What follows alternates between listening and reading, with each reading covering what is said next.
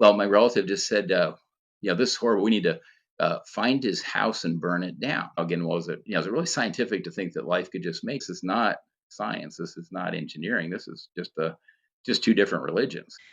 Were you identifying at all as an atheist or as an agnostic or anything along those terms? I guess you'd say an atheist. I had some relatives that were really buying into atheism, but they were starting to. I won't say they were starting to kind of hate Christians, and so I was uh, riding in a car once, and we're driving along and see a John 3:16 sign. Which again I didn't find at all offensive. I don't know if I knew what the verse was at that point, but I didn't. I was like, okay, guy wants to put John 3:16 on his front yard, fine. Then another sign was repent, and well, my relative just said, this is horrible. We need to find his house and burn it down. And I'm just like, well, that's, because it wasn't again, I'm just like, well, why would we want to do that? So it wasn't, I was kind of identifying, but I really was starting to recognize it. And again, wasn't making the connections, but I was like, but this is a really, uh, not, I guess say not the philosophy, not the religion that I'd really want to have, the idea of being atheist or agnostic, but I hadn't put that together yet. Continued on as a teenager and into college and still really it sounds like invested in science, which of course makes total sense considering again where you are sitting there today. But so you were continuing to believe, I guess, everything that you were being taught in the sciences that it's a purely naturalistic world. Would you have called yourself a naturalist or a materialist? Yeah, I mean, if someone had asked me, if I was that, um, and it did kind of start to change in college because throughout high school and college, again, I'll just say there were God was putting people in my lives that they'd ask me questions about it, and or they'd make statements, and this was kind of interesting. I would know that well deep down, I'd say, well, yeah, that's a good point. They're right, but I'd always fall back on, oh yeah, but we all know, evolution's true and Big Bang's true and all this other stuff's true, even though.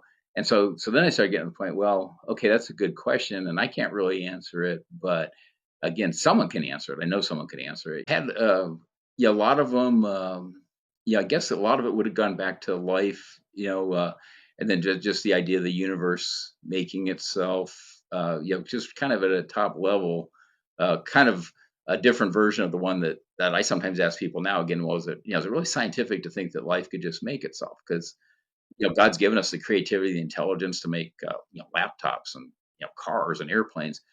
We can't. No one's come anywhere close to making life from non-living material. And then people have tried. I mean, there's groups that have had tens of millions of dollars, and one group spent like 15 years, and I think all they were able to do was synthetically copy DNA, existing DNA, and add a few letters to certain regions. I mean, it's just nothing compared to the idea of life making itself from non-life. There's really good books on it. So, but anyway, a long time ago, didn't have access to any of that, but it was just kind of those types of questions.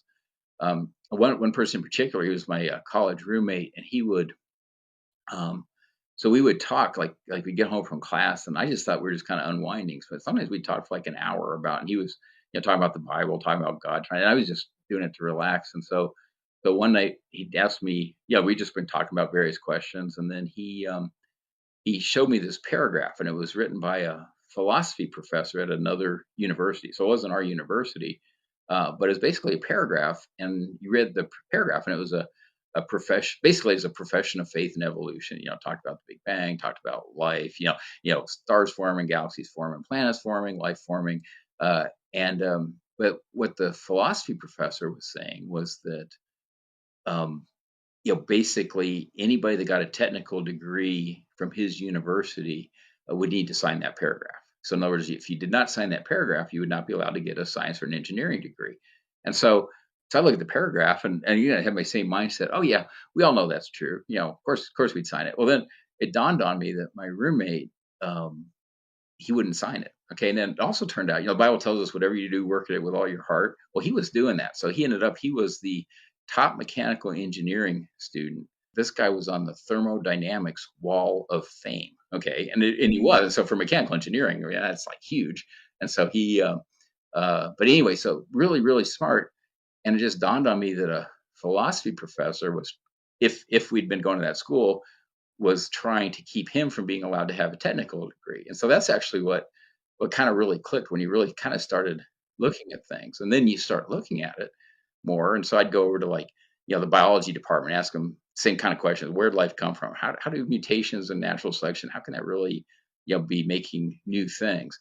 And well, the same response as the ninth grade teacher. Just they just got mad, and I was like, well, that's really weird.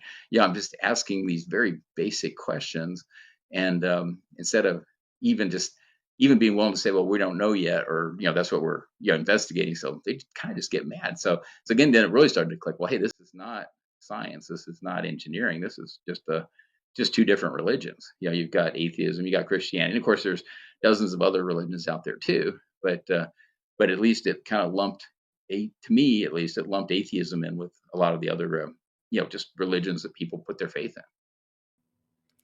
So obviously were you questioning your own position at that time as Oh, you were yeah, yeah, so asking at the that point, then I questions? then, boy, within a few months, probably had started really rejecting atheism, because just everywhere you look, it's, and again, as science is advancing, I mean, we now know well, again, mutations and natural selection, they're not adding information to the genome. We actually see from true science, the genome, unfortunately, is degrading. And so that's a huge problem. And it's something, again, for as a scientist or engineer, that's something we can address. But we first have to admit that that's what's happening. It's not that these random changes followed by mutations are somehow adding functions or making the world better. No, it's the opposite. And then, of course, anyone that works in a chemistry lab now, the mutagens, chemicals that are known to cause mutations, really tightly controlled. They really, really limit the exposure, just to um, basically reduce the harmful effects from using that. And so every field of science and engineering, we know that, well, mutations are bad, except for this, this belief in evolution, where no, no, no, mutations with natural selection over time and somehow makes things better. Well, of course, now we know enough from studying what's really going on in the genome, that that's not true either. But again, that all started to click. But I'd say I'd pretty much rejected atheism really quickly once I really started thinking about it. Dr. James Torr, chemistry professor of Rice University, author of over 700 publications, thoroughly dismantled atheism, scientific materialism, and recounting the gaping black hole in modern theories of abiogenesis. Quoting Dr. Torr, quote, the information within the DNA that corresponds to the sequence of the nucleic acids is primary to the entire discussion of life. The information is even more fundamental than the matter upon which it is encoded. The requisite molecules, including lipids, proteins, nucleic acids, and carbohydrates, are so unlikely to have occurred in the states and quantities needed that we could never have gotten to the point of figuring out the genesis of the requisite code of information.